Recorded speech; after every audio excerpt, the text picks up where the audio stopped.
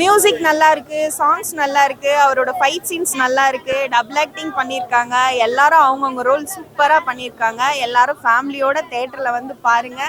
இன்ட்ரெஸ்டிங்கா இருக்கு, எங்கேயுமே போர் அடிக்கல, ரொம்ப சூப்பரா இருக்கு கதை. ஸ்டார்டிங்ல இருந்து எண்டிங் வரலும் வராரு இல்லைங்களா, அவரு தான் பிடிச்சிருக்கு. வேற லெவல்ல செம்மையா இருக்காரு, செம்ம கியூட்டா சூப்பரா பண்ணிருக்காரு. ஃபைட் சீக்வன்ஸ்ல அதுதான் மூவியே, ஃபைட் தான் மூவியே, செம்மையா வந்திருக்கு. ஹீரோயின்லாம் வில்லி கிடையாது, பட் வில்லன்ஸ் இருக்காங்க. ஸோ அவங்க ரோல் அவங்க கரெக்டா பண்ணியிருக்காங்க.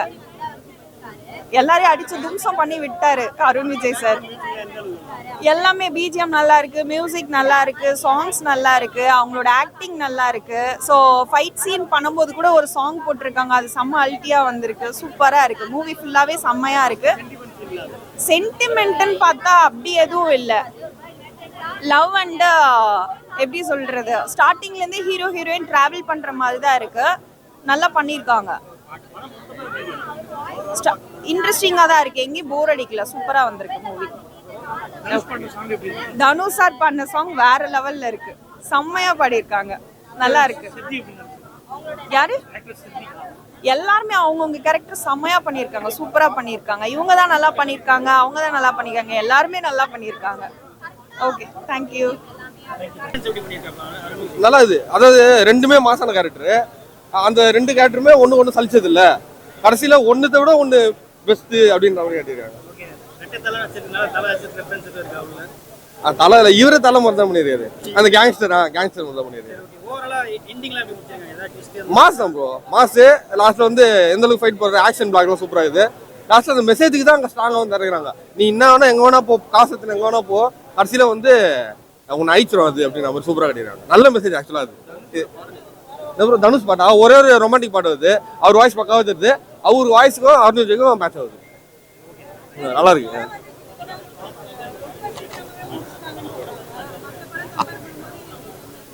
ஆமாங்க, இன்னும் கொஞ்ச நேரம் எக்ஸ்டெண்ட் பண்ணிடலாம். நல்லா இருக்கு, ஏன்னா நம்ம ஒரு இன்ட்ரெஸ்டா பார்த்துருக்குறோம்ல, அப்போ வந்து இன்னும் கொஞ்சம் நேரம் இருந்தால் கூட நல்லா இருக்கும் அப்படின்னு தோணும்.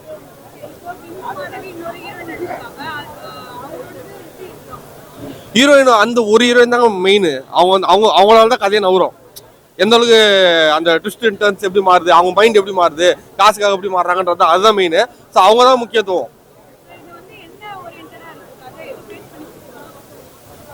புரியல, அதுதான் மெசேஜ் வந்து ஆசை இருக்குல்ல, அந்த ஆசை ஒரு மனுஷன் எப்படி ஆட்டி படையுது, மனுஷனை மட்டும் இல்லை பொண்ணுங்களை மெயினா அப்படின்னு சொல்லிட்டு காட்டியிருக்காங்க. மெயினாக இது வந்து லவ்வர்ஸ் எல்லாம் பார்க்கணும், பசங்களாம் பார்க்கணும், அதான் திருந்துவாங்க. டேய் இதெல்லாம் உண்மையிலடா, திருந்துங்களா அப்படின்ற மாதிரி காட்டியிருக்காங்க. ரெட்டை தலை டபுள் ஆக்ஷன், டபுள் தலையாக வந்திருக்காரு, பயங்கரமாக இருக்குது. தேட்டர்லாம் பயங்கர வைபாக இருந்துச்சு. ரெண்டு கெட்டப்லேயுமே பயங்கரமாக இருக்கார், செம்ம ஸ்மார்ட்டாக இருக்கார். ஹீரோ ஹீரோயின் காம்பினேஷன் வந்து ரொம்ப சூப்பர். அவங்களோட பேர் வந்து பார்க்குறதுக்கு ஸ்க்ரீனில் ரொம்ப அழகாக செம்மையாக இருக்காங்க. ஹீரோயினால் தான் நிறைய பிரச்சனை வருது, அதை வச்சு தான் அதை மேனேஜ் பண்ணுறது தான் என்ன, அதாவது பணத்தை ஆசைக்காக தப்பு பண்ணுறாங்க, அதுலேருந்து எப்படி மீண்டு வராங்க அப்படின்றது தான். என்னன்னா இந்த அருண் விஜயும் பெரிய பெரிய பயங்கரமான ஆள், அவருமே பெரிய பயங்கரமான ஆள், அந்த மாதிரி காட்டியிருக்காங்க.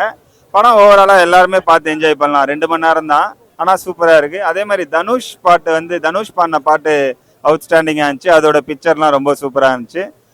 ஃபைட் சீன்ஸு எல்லாமே பயங்கரம். ஓவராலாக படம் சூப்பராக இருக்குது. அதான் தனுஷ் பாடின பாட்டு தான் ஹைலைட்டாக இருந்துச்சு. ஒரு பாட்டு தான் படத்தில், ஒரே ஒரு பாட்டு தான். அதான் பயங்கரமா இருக்கு, அடிச்சு பயங்கரமா மிரள விட்டுருக்காரு, செம்மையா இருக்கு. அதை தாண்டி உள்ள சூப்பரான சப்ஜெக்ட் வச்சிருக்கோம் அப்படின்ற மாதிரி ஒரு அந்த இதுலயே ட்விஸ்ட் எல்லாம் வச்சிருக்காங்க பயங்கரமா. கம்ப்ளீட்டா ஃபர்ஸ்ட் ஹாஃபாக இருக்கட்டும், செகண்ட் ஹாஃபாக இருக்கட்டும், 2 இடத்துலையுமே ட்விஸ்ட்டுக்கு பஞ்சமே இல்லைன்ற மாதிரி இருக்கும். அதாவது ஸ்டார்டிங்லேருந்து எண்ட் வரைக்கும் அருண் விஜய் சார் மட்டும் தான், அவரை தாண்டி வேறு யாரும் பார்க்க மாட்டோம். 2 ரோல் பண்ணியிருக்காரு, எது பெஸ்ட்டாக நல்லா பண்ணியிருக்காரு? 2 ரோலில் வந்து 2மே நல்லா இருக்கும் சார். ஒரு கோவா டான்னு சொல்கிறாங்க, அவருக்கு ஒரு கால் இருக்காது அப்படின்றாங்க. அவர் ரைட் ஹேண்டட், இவர் லெஃப்ட் ஹேண்டட். அதெல்லாம் ஹேண்டில் பண்ண விதம் ரொம்ப சூப்பராக இருக்கும். அதை தாண்டி இவர் வந்து அவர் இடத்துக்கு போகிறாரு, அந்த இடத்துல இருக்கணும்னு பார்த்தாக்கா இவரே ஒரு ஐடென்டிட்டியை மாற்றிட்டு தான் இங்கே வந்திருக்காருன்ற மாதிரி காமிச்சிருப்பாங்க. 2மே ஒன்றுத்துக்கு ஒன்று சூப்பராக தான் இருக்குன்னு தான் சொல்லணும். இதுன்னு தனித்தனியாக பிரித்து வைக்க முடியாது, 2மே நல்லா இருக்கும் உண்மையிலேயே. ஃபைட் சீக்வன்ஸா எல்லாரும் சொல்றாங்க. எந்த அளவுக்கு நல்லாருக்கு? உண்மையில ஃபைட் தான் சார் படத்தோட ஒரு பாசிட்டிவ்னு சொல்லுவேன்.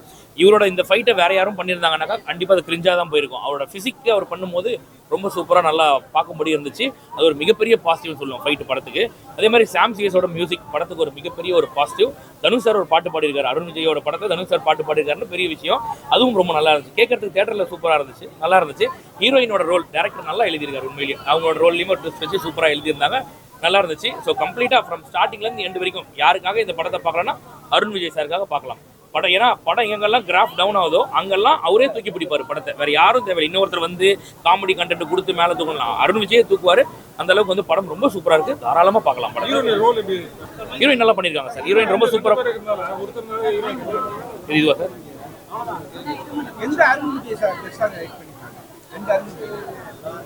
சார் ரெண்டு அருண் விஜயுமே ரொம்ப சூப்பராக பண்ணியிருந்தாரு. ஸ்டார்டிங்கில் வர அருண் விஜய் வந்து பார்த்தீங்கன்னாக்கா அவர் வந்து கடைசி கிளைமேக்ஸ் வரைக்கும் வருவார். கிளைமேக்ஸில் ஒரு ட்விஸ்ட் அவருக்கு தான் வைப்பாங்க. அதுக்கப்புறம் ஒரு காலவருக்கு அப்புறம் ஒரு அருண் விஜய் வருவார். அவர் வந்து கோவா டான் அப்படின்ற மாதிரி காட்டுவாங்க. அவர்கிட்ட பிடிச்ச விஷயம் என்னன்னாக்கா அவருக்கு ஒரு கால் இருக்காது, அவர் வந்து ரைட் ஹேண்டட், ஒரு லெஃப்ட் ஹேண்டட் அப்படின்ற மாதிரி டீட்டெயிலிங் ஒன்று வச்சிருப்பாங்க.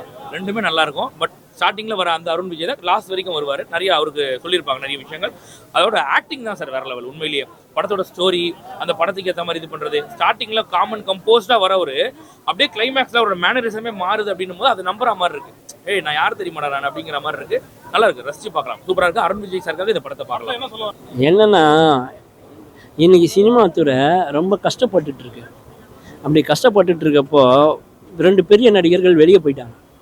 அப்போது அந்த இடத்த ஃபுல்ஃபில் பண்ணோம். சினிமாவில் 300 கோடி 400 கோடி வசூல் பண்ணோன்னா கதைகள் நிறைய தேங்கி போய் கிடக்குது.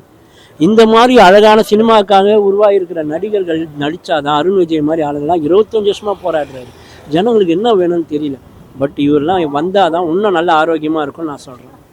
எவ்வளோ சின்ன படம் ரிலீஸ் பண்ணுறாங்க, கூட்டம் வர மாட்டேங்குது, பார்க்க வர மாட்டேங்குது.